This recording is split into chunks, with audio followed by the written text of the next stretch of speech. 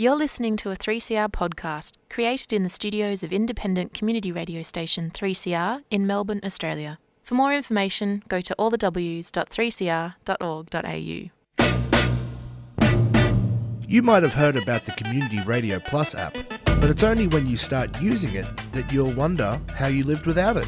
You can listen to us wherever you are, at home, work, driving, On public transport, gardening, protesting, or even in the bath. just search Community Radio Plus wherever you get your apps.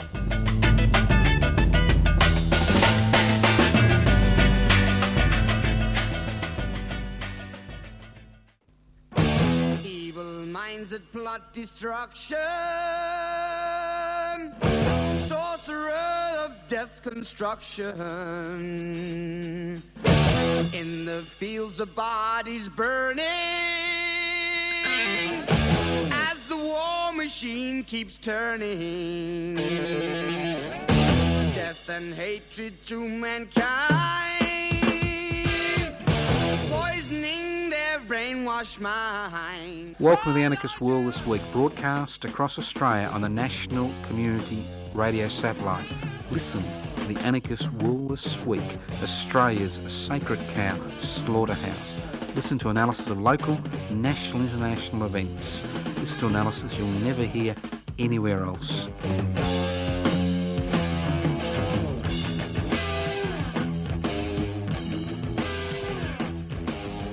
Welcome to the Anarchist World This Week, broadcast across Australia, courtesy of the Community Radio Network. This program is streaming live on 3cr.org.au. The program is podcast. Unfortunately, we have not been able to podcast the last two programs for the 10th and the 17th of April, but that will be resolved in the next 24 to 48 hours, and those podcasts should be up there. So thank you for alerting us to the fact that we've had some technical issues regarding the podcasts, but they will be up there.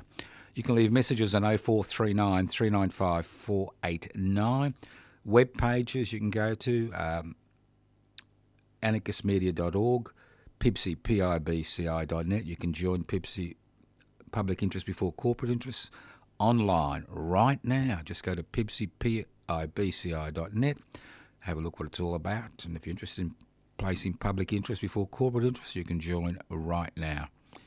Now, for regular listeners of the program, don't forget that if you are in Melbourne, today we're having lunch. That's the 24th, Wednesday the 24th of April. We're having lunch at Giggles Cafe, which is opposite Kananook Station, which is the last station before Frankston Station.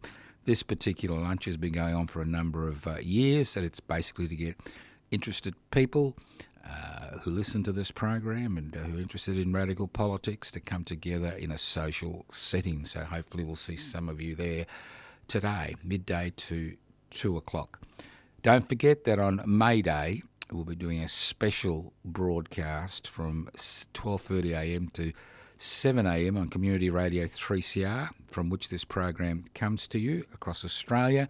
It's a talkback show, and we invite all our listeners across Australia and the multiple community radio stations which broadcast the Anarchist World This Week to get involved in this May Day celebration. It is a talkback show. You will be able to ring us and discuss what's on your mind. That'll be next Wednesday, which is the 1st of May, 12:30am to 7am. You won't be able to hear it on your local community radio station, but you can broadcast on the World Wide Web. It will be streaming live. You can listen to it on the World Wide Web if you're outside Melbourne town. The Anarchist World This Week comes to you from the studios of 3CR in Melbourne. It's kindly broadcast across Australia, north to south, east to west, by the Community Radio Network. I'm forever grateful to the Community Radio Network for broadcast of the Anarchist World This Week. And if you're wondering what anarchy is all about, it's not about what you're hearing and seeing. Anarchism is a very simple concept. It's about creating a society without rulers, where wealth is held in common. Why without rulers and wealth is held in common? Because these are two primary issues which ensure that the rest of us are enslaved for all eternity. And if you look at the human history, it's about people who wield power and accumulate wealth, dictating how we live our lives. And there's nothing more obvious than what's happening at the minute. So let's move on. You remember the good old days? Well, the bad old days, whatever you like to call them. Remember, all you needed was a bit of a cleavage or a six-pack, a hairy six-pack to sell things, you know? It was all pretty above board. You wanted to sell something, show a bit of cleavage, show a hairy six-pack, and bingo, you'd capture people's attention. Well, things have moved forward, boys and girls. Things have moved forward. It's all about hatred and outrage and violence. And everybody is jumping up and down. The fact is, we deserve it. Because that's right, we, our governments, you, me, our neighbours, we have allowed these highly centralised information networks to dominate every aspect of our existence. It's all very well to jump up and down about Mr. Musk and Mr. Zuckerberg, not that I'm, in their corner, but this is the nature of capitalism. This is the nature. Capitalism creates monopolies. Little fish eat big fish and big fish eat big fish till all you've got is the big white pointer at the end of the day. And we have allowed this to occur. We have become the product. Our personal information, our wants, our consumer choices, our human failings, all part of the products which are collected, sorted and used. And what are they used for? Are they used to create debate? Are they used to create a unified society? Are they used to question the inequalities that occur in our wealth, in our communities? No. They're used to make a buck because they're privately owned. Or if they're publicly owned, they're used to reinforce the power of the state. This is monopolisation at its most logical endpoint. And if you want eyes on your products and you charge people to advertise on your platform, well, you need something to draw their eyeballs to your platform. And if it creates division and hatred, encourages violence, misogyny, and the list goes on, it doesn't matter, does it? Because that's the whole purpose of a privately owned company, whether it's listed on the stock exchange or privately owned. That is the whole purpose of a company, to create ever-increasing profits irrespective of the human, social and environmental costs. And theoretically, the government of the day, whether it's self-appointed or we elect our representatives, is there to protect us as citizens and human beings from the worst excesses of this new technology and the old technology. But it doesn't happen. It just does not happen, because for the first time in human history, well, it isn't the first time in human history. I was thinking of the Dutch East India Company and the British, whatever trading company, that was part and parcel of their empire. But for the first time in human history, we've now been able to create technological innovations which make the sovereign nation state almost irrelevant. And that's what Mr. Musk is trying to tell Mr. Albanese. We don't give a shit what you think and what you want, because you have allowed us to get so big that we're too big to fail. And if we need to use hatred and outrage and violence sexploitation, misogyny, to get people to look at our advertisements, which people pay for, to increase our profits, well then, so be it. And that's what we've been told.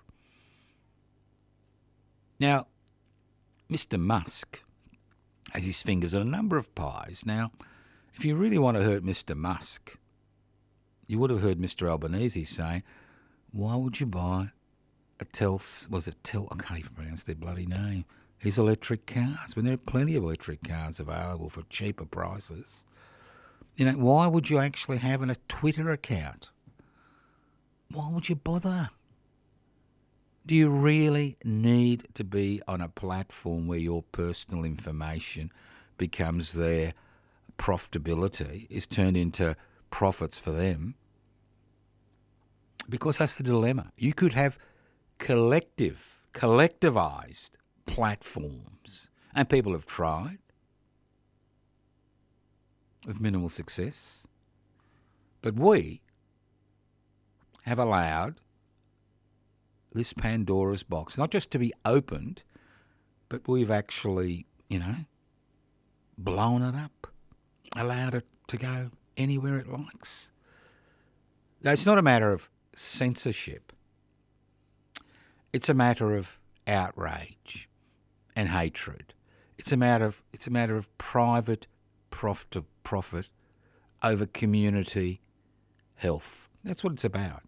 That's all it is about. So, think about it.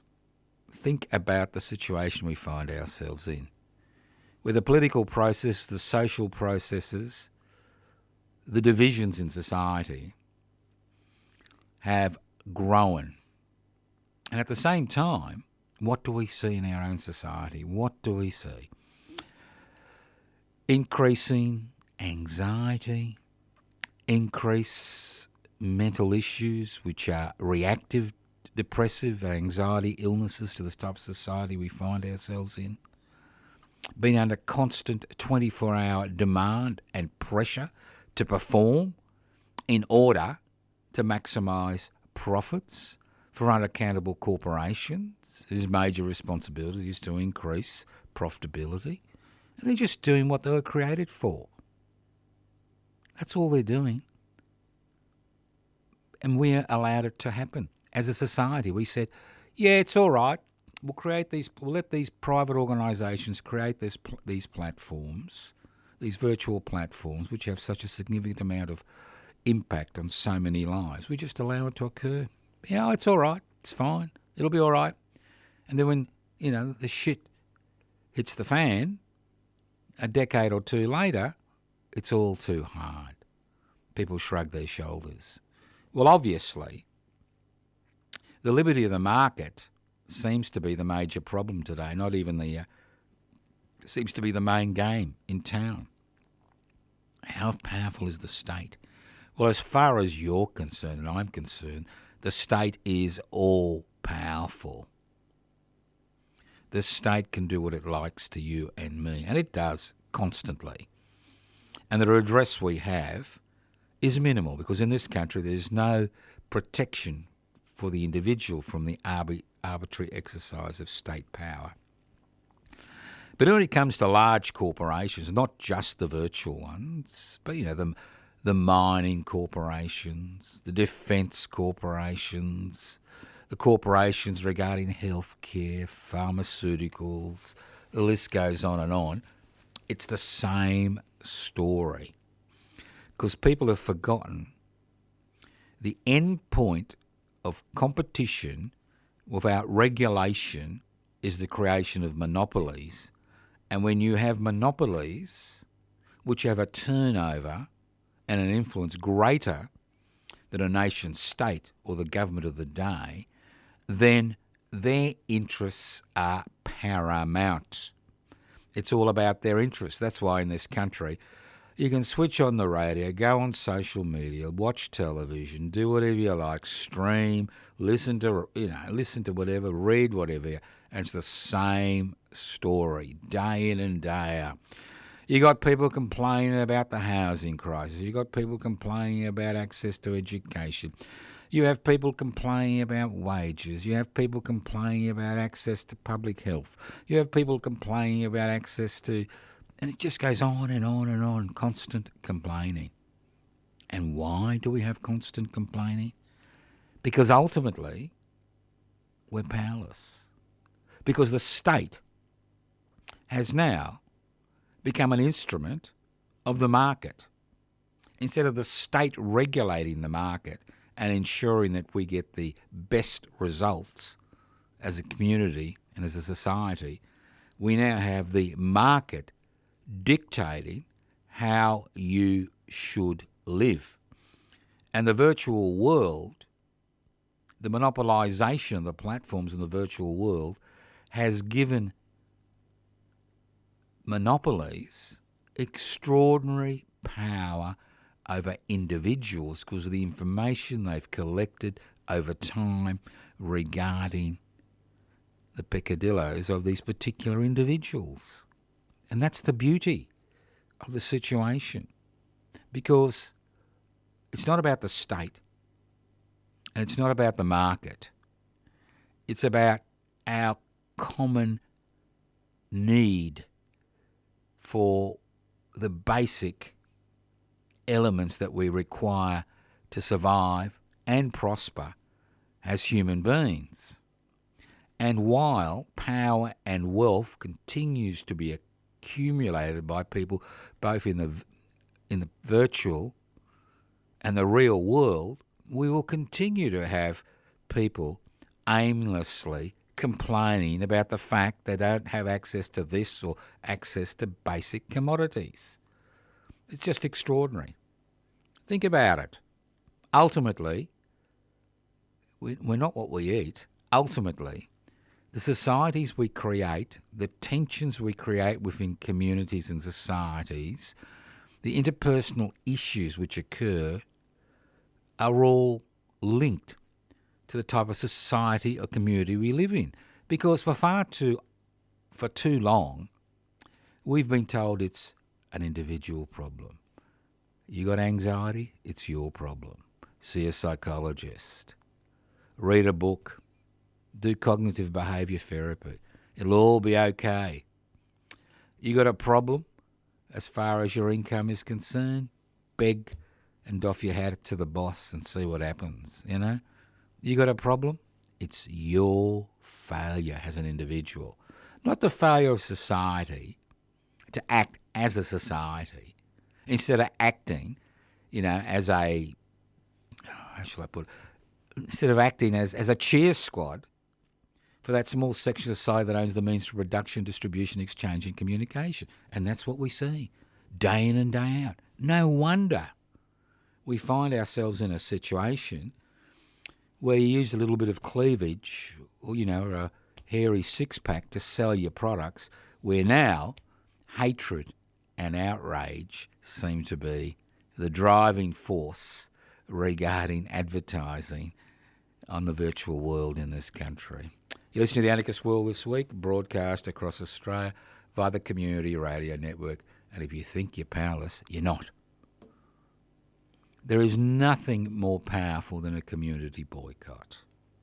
Nothing more powerful. Because while you breathe air and you survive, corporations need to make profits to survive.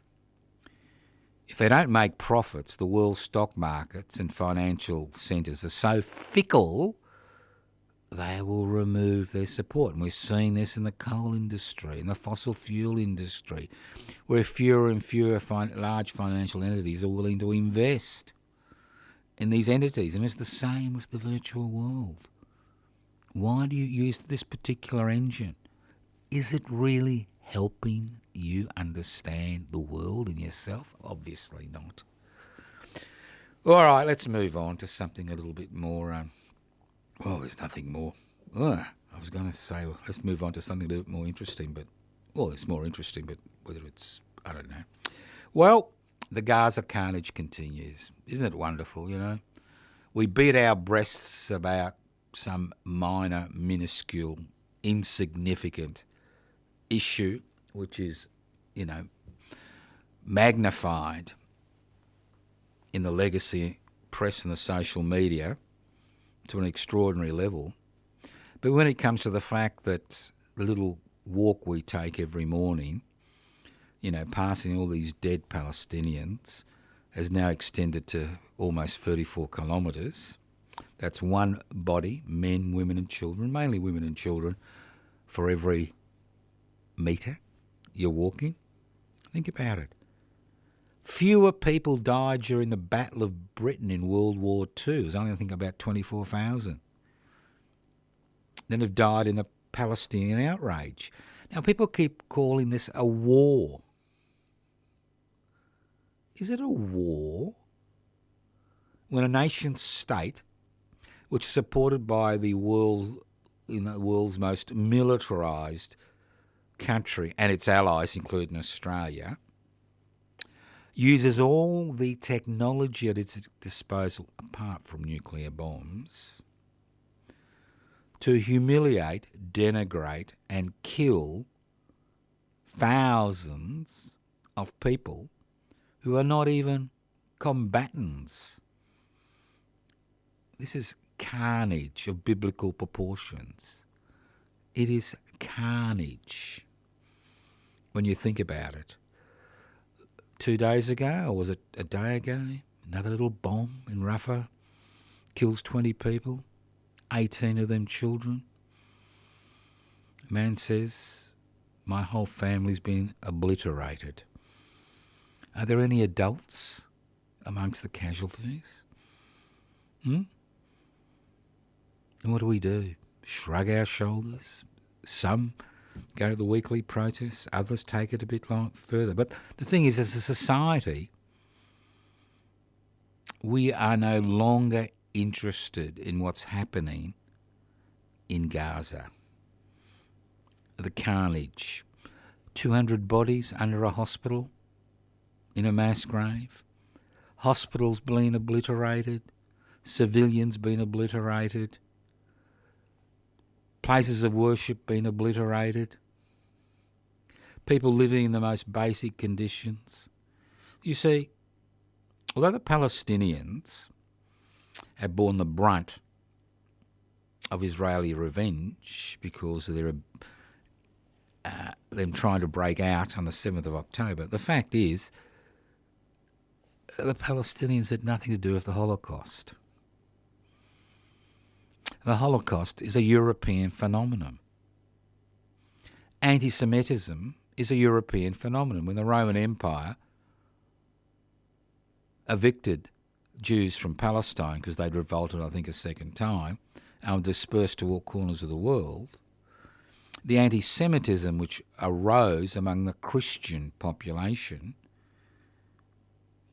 was not a Palestinian issue. It's never been a Palestinian issue. Obviously, there's anti-Semitism among Palestinians today because of the way they've been treated, but that's a new phenomenon. And when you think that the German state, after the United States, is the second biggest arms dealer in Israel, and the German state 80 to 90 years ago, was responsible for the Holocaust, you begin to see that nobody seems to have learnt anything. You cannot dispossess people and expect them to say, oh, that's nice, thank you very much, we're happy to live in the world's biggest prison for the next, 100 years. It doesn't work like that. So keep the rage going. The carnage in Gaza is not a war. What's happening in the Ukraine is a war. But what's happening in Gaza is carnage. Amongst a civilian population living in an enclave, that's the key word, enclave, half the size of Melbourne, losing over 33,000 people, most of them not Hamas militants. The great majority, 95%, would have had nothing to do with what Hamas did, which was their government. It's a little bit like, I'll give you an example, right? Say we had a government in Australia that went out and did some horrible, horrible things, all right? And then the people we did horrible, horrible things to took revenge on all of us. Do we all support the Australian government? No. Did we all support what happened? No. But we're all now paying the price. And that's the dilemma. And when the world cannot or is unwilling to stop this carnage, then we know that we have significant issues on this planet. What can I say? Listen to the Anarchist World this week, broadcast across Australia by the Community Radio Network. My name's Joseph Toscano. It's Anzac Day tomorrow. Now, I've been saying things about Anzac Day now for decades. And it's interesting, isn't it? It's a day to remember the war dead, our Australians' war dead. Let's not forget that. Just some of Australia's war dead. And that's what it's supposed to be, a day of reflection. But what concerns me, and what has concerned me now for decades, is the way Anzac Day is used by authorities, both in the government and the private sector in the community, to actually promote a war agenda. And the way history, as we saw with the Frontier Wars, has been rewritten. Because of all the engagements that Australia has been involved in since it became a federation on the 1st of January 1901, only one military engagement has been about protecting this country from foreign invasion. That was against the Japanese imperial forces during World War II. And let's not forget that World War I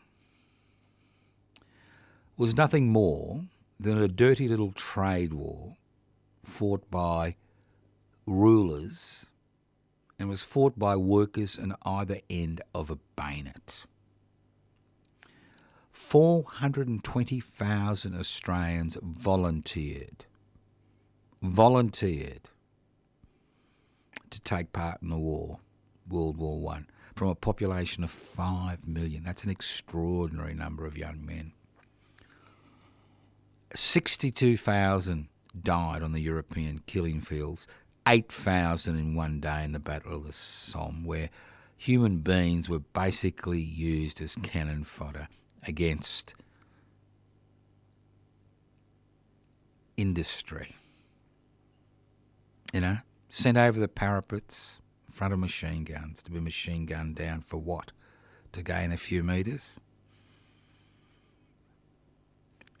60 of those that returned, that's of the 360,000 that returned, another 60,000 died. That's right. Died within 10 years of returning from their wounds. And the impact that these returning servicemen had on Australian society was profound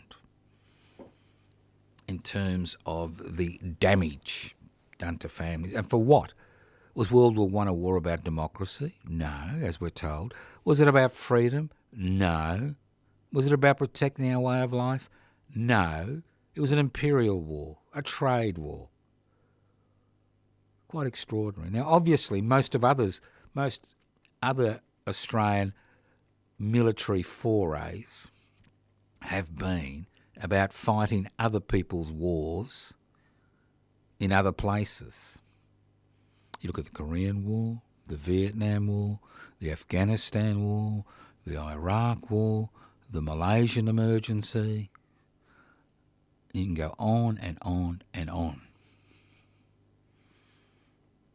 So Anzac Day, I respect Anzac Day because it highlights the stupidity of war, which is not a war which is about defence, self-defence, and seeing elements in society show their disrespect for the day by not acknowledging the historical narrative and by using words like freedom, democracy, liberty, our way of life to actually,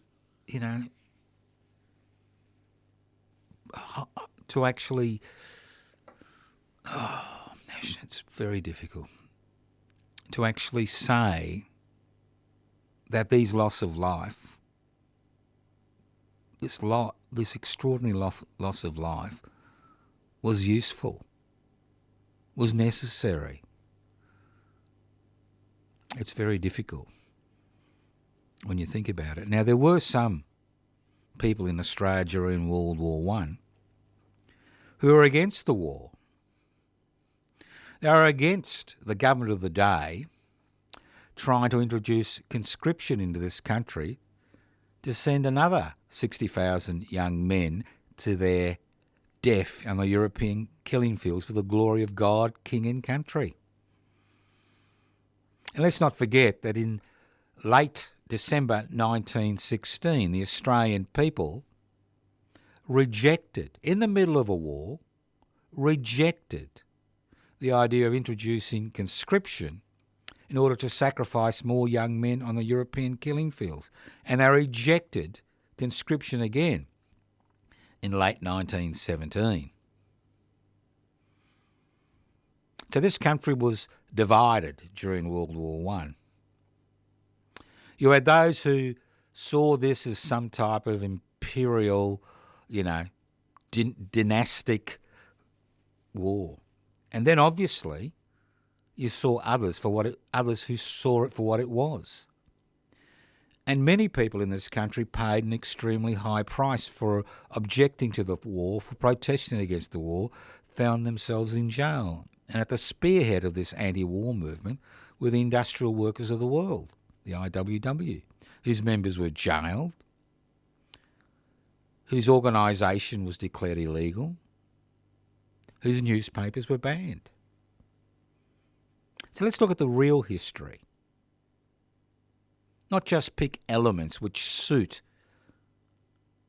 the ideological parameters of this country's current government. Now, I have noticed that Mr Albanese is doing a few days in the Kokoda Trail. Now, that's an interesting battle. Fascinating, because as the Japanese crossed the backbone of New Guinea and got to Port Moresby, they were pushed back. And who were they pushed back by? Were they pushed back by battle-hardened veterans? No. The battle-hardened veterans had been sent to the Middle East to fight the Germans, while this country was left undefended. The majority of the people who fought on the Kokoda Trail were Chocos. They were called Chocos, young men between 18 and 25 who had 2 months of military training, most of them conscripts, thrown into the jungle, and they were supposed to melt under the sun. That's why they were called Chocos. But it was these Chocos who sacrificed their lives, over 600 were killed, to stop the Japanese imperial forces from invading Australia, while the government of the day scrambled to demand that the Australian troops in the Middle East be sent back home to defend this country. Because let's not forget, because of the censorship which was occurring during World War II, the bombing of Darwin, which resulted in the deaths of hundreds of lives, the bombing of Thursday Island, the bombing of Broome, the fact that all women and children from far north Queensland were evacuated south because of the impending invasion. So let's not forget. So at least Mr Albanese, to his credit, is highlighting that the Kokoda Trail, the Kokoda battle, is just as important, if not more important, to Australia than the carnage which occurred in World War One. Now, I understand that a number of people are now talking about the Frontier Wars, which is something I've been talking about for years. That was the Tanaminuwa Maulboyheenner monument struggle was all about. It was about creating a monument. Should it be tagged on to the Anzac memorials? Or should we have another day to honour and acknowledge in all those people who resisted colonisation and paid the ultimate price, who fought to defend their families, their tribal groups, their language, their culture from this invading force. A war which went from 1788 right up to 1826 in terms of physical violence. Obviously, the consequences of that war continue today. Now, I've always been a great believer that the 20th of January should be a day of commemoration for all those men, women and children who died in the Frontier Wars.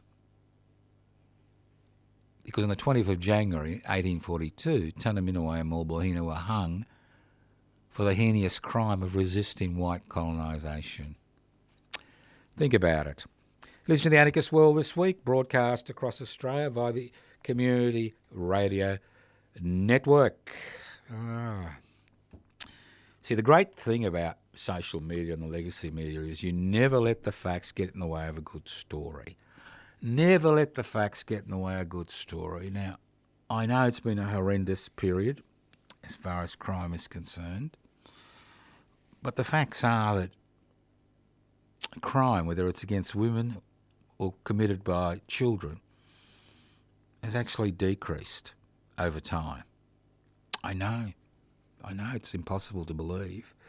You see, once they get a little bit of a bone in their mouths, they run with it. And you know why they run with it? Because ultimately social media and the legacy media, the great majority, or the significant majority, 99%, is about getting your bloody eyeballs onto their site or onto their newspaper, or getting your ears to listen, like you're listening now, to what they're saying.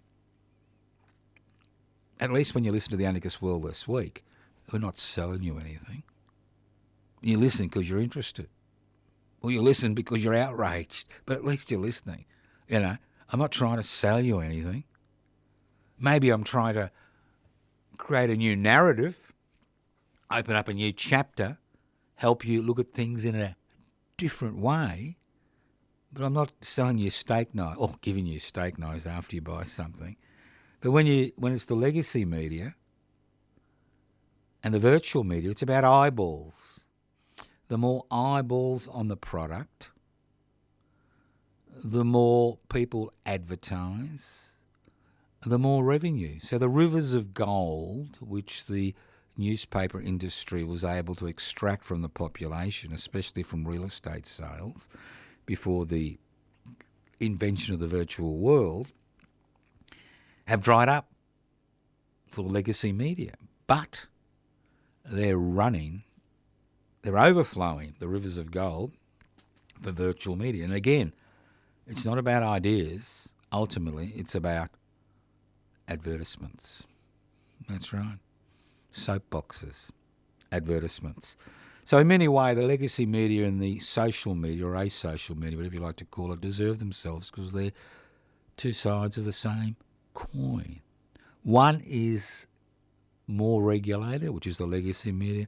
The other one does what it likes, when it likes, in order to maximise its profits, irrespective of the human, social and environmental costs. Let's move on.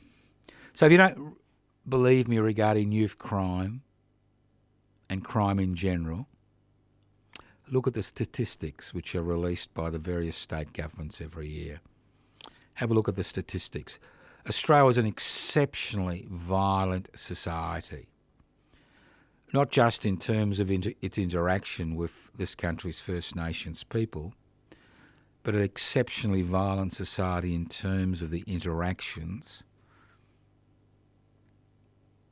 we had with each other. And in many degrees, that violence reflected the violence which permeated the establishment of this society. So I know facts and figures are really not important in an alternative universe. And I know belief is everything in the 21st century. In 2024, you would think that maybe we'd gone beyond belief. I believe that snails are the most intelligent creatures on the planet. And you can't convince me otherwise, because it's a belief system. It's not based on a fact. It's not based on reality. It's just what I believe. I was talking to somebody yesterday who tells me that coronavirus doesn't exist. Well, that's their belief system. I talk to people who tell me about the big bloke in the sky with the grey beard. Looks a bit like me, who's going to give them eternal life. Belief system, I talk about people who believe gravity doesn't exist. They find very quickly that gravity does exist. And that's the dilemma, that interface between the real and virtual world. There are things which exist and things we believe in order to make sense of the world we find ourselves in. And to think a belief system somehow trumps a fact is ridiculous. Totally ridiculous. I thought as human beings we maybe had moved forward a bit. It was about all that, struggle against the climate emergency. Didn't exist. You still got people who believe it didn't exist. The earth is flat. Men didn't go on the moon. Just goes on and on and on, Extraordinary. But the beauty of the World Wide Web, social media, is 30 years ago, if I believed this garbage, I was considered to be a nut, maybe a little bit strange, an odd fellow. But today, I can always find somebody on the net to reinforce my belief system. I remember the case a few years ago, maybe a decade ago, where a gentleman wanted his penis severed and eaten, and he found somebody on the net who would do it for him. Extraordinary.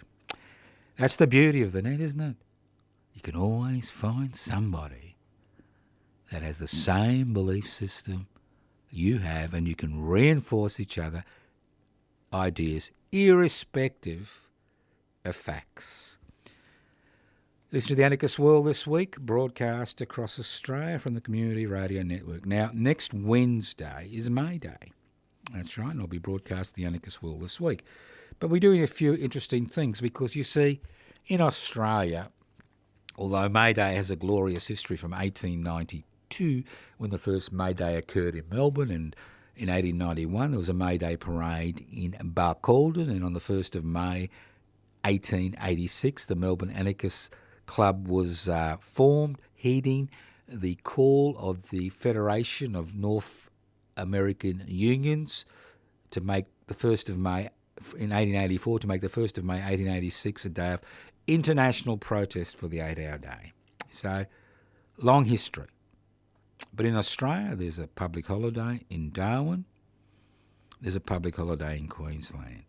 And to a significant degree, that public holiday in Queensland was due to the influence of the 1891 shearers' strike, which played out in Queensland, where we almost had an insurrectionary situation.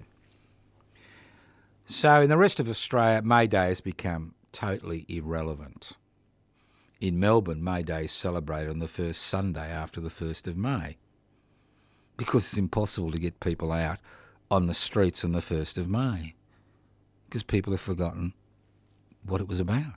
It was about radical change. It was about improving the lives of people. It was about ensuring that you got your fair share. That's what it was about. That's what 1st of May is about, but obviously in 2024, in the virtual world, we don't give a damn about that.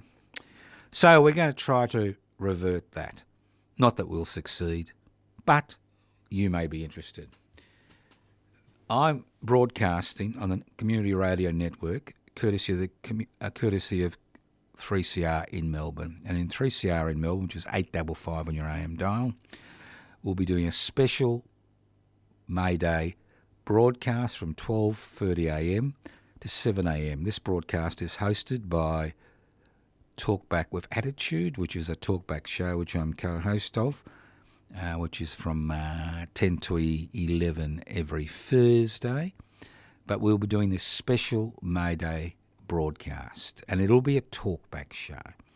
So what that means is that anybody around Australia who can hear us on the web, we'll be streaming live on 3cr.org.au, can ring in, chat to us, the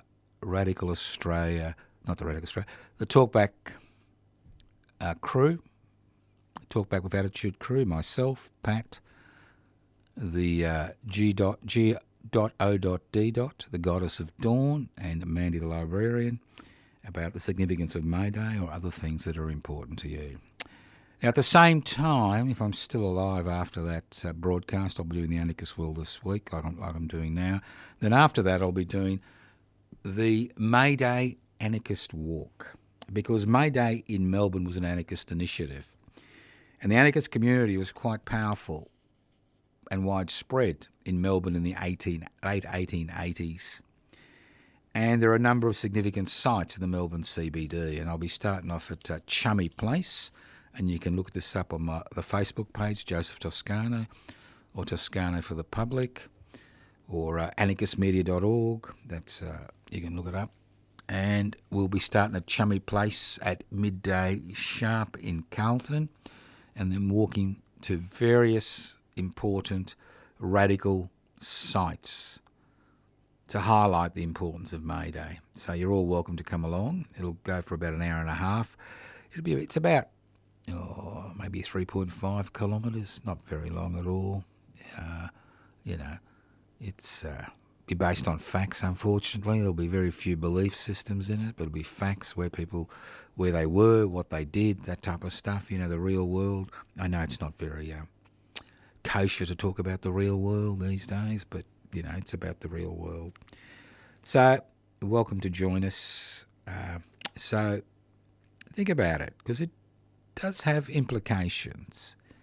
Because in an era where trade unionism is dead, almost dead, because of government legislation, which in this country makes striking outside an enterprise bargaining agreement period illegal, punishable by a $10,000 fine per day. Well, the virtual media gets away with using hatred and outrage and violence as its calling card. Any work, and gets away scot-free, irrespective of our so-called legal system.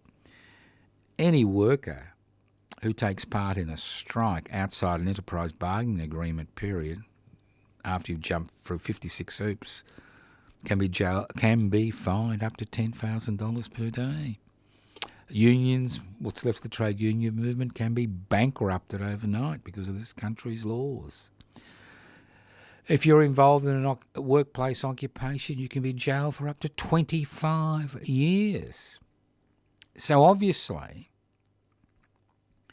the crowd that keeps increasing its profits because it has broken the back of workers in their ability to collectively bargain, not just through legislation, but through the creation of an aspirational culture where most people who are working for a wage don't even consider themselves to be workers, you know? They don't consider themselves to be workers. They don't believe they should be part of some type of collective bargaining group to improve their conditions. It's all about individual contracts, bowing and beseeching. The list goes on and on. So there are things to celebrate. There are things to remember. There are ideas that need to be discussed. And ultimately, we need to look at facts. Obviously, statistics can be massaged, but facts are facts. Belief is belief. I can believe anything I like. I can believe you don't exist. I can believe there's a big bloke with a beard up there who's going to take me to heaven and, you know, make my life perfect for all eternity. I can believe that the sacred cows that come into the studio here are real. I can believe anything I like. But does belief have anything to do with reality? You can believe you can fly, but you go to the edge of a cliff and jump off and see whether you can fly or not. Obviously, you won't be able to fly. Gravity will highlight to you how stupid your belief system was. The good old days. You know, as I said last week, when you think the bad old days are the good old days, you realise that there's an issue. There is a huge issue. Look, just in the last few minutes, I'll just mention the housing crisis again. No competition, prices increase. If you've got a housing sector which is based totally on the private sector, including the social and affordable housing sector, obviously there's not going to be any competition. Obviously rents are going to increase. Obviously housing prices increase. Even an idiot like me, you know, a show pony, an idiot like me, knows that if you increase the number of public houses in the community, that you will be able to break the monopoly that the private sector has on the housing and decrease housing prices and rents using capitalist ideology. The more competition, the less the price. For example, went into a petrol station last night. He was selling petrol. I know the owner. He was selling petrol, I think 186.5 cents a litre. Everybody else was selling for 235 cents a litre. So that's a 50 cent saving per litre. And I said to him, what are you doing this for? How long are you going to survive? He said, well, I think I've got a obligation to my community.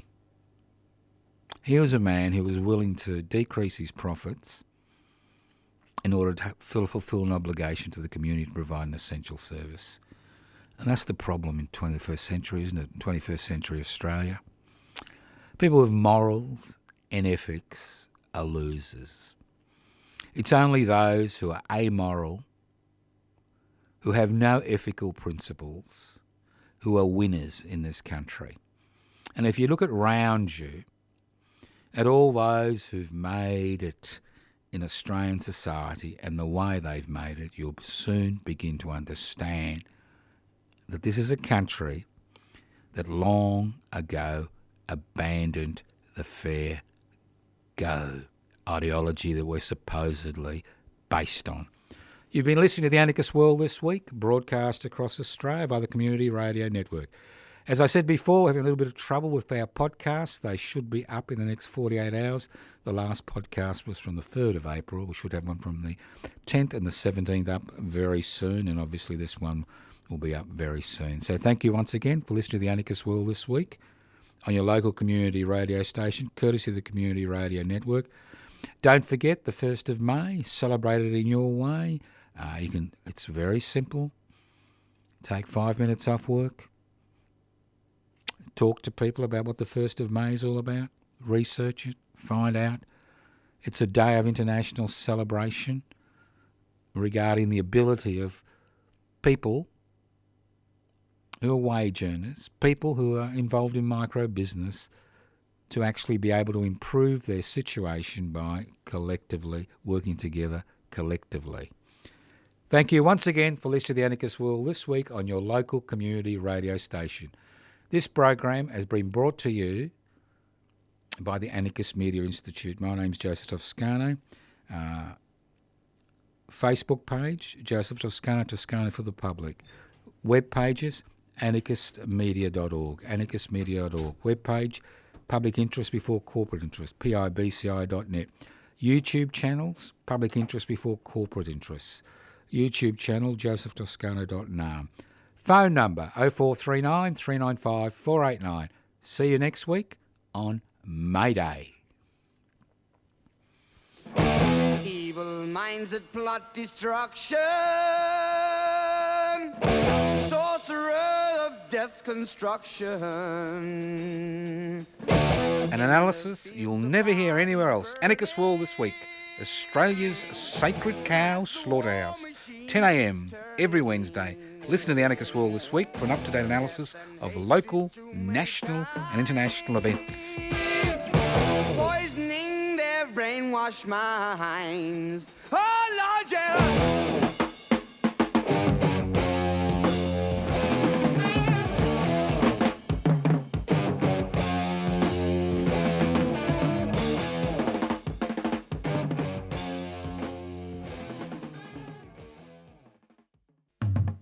Public transport's great.